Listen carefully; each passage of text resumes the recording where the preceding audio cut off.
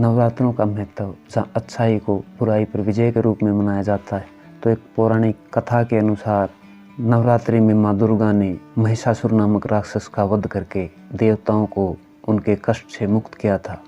महिषासुर ने भगवान शिव की आराधना करके अद्वितीय शक्तियाँ प्राप्त कर ली थी और तीनों देव अर्थात ब्रह्मा, विष्णु, महेश भी उसे हराने में असमर्थ थे।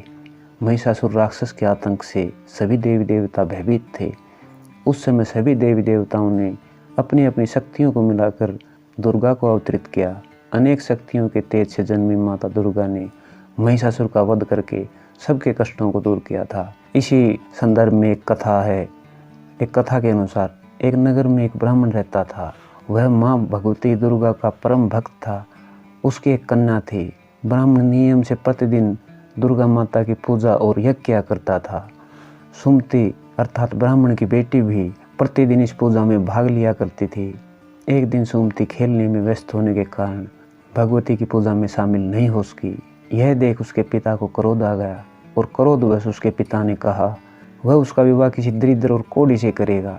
पिता की बातें सुनकर बेटी को बड़ा दुख हुआ और उसने अपने पिता के द्वारा क्रोध में कही गई बातों को सहज रूप में स्वीकार कर लिया।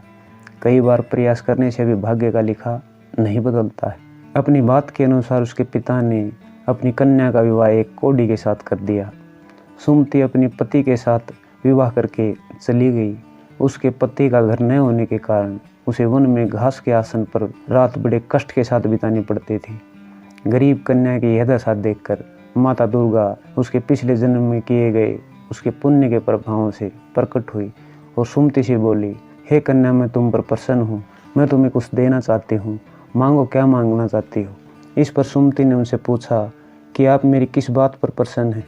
कन्या की यह बात सुनकर देवी कहने लगी, मैं तुम पर पूर्व जन्म के तुम्हारे पुण्य के प्रभाव से प्रसन्न हूँ।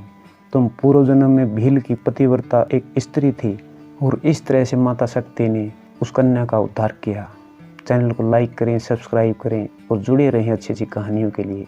Thank you. आपका बहुत बहुत धन्यवाद।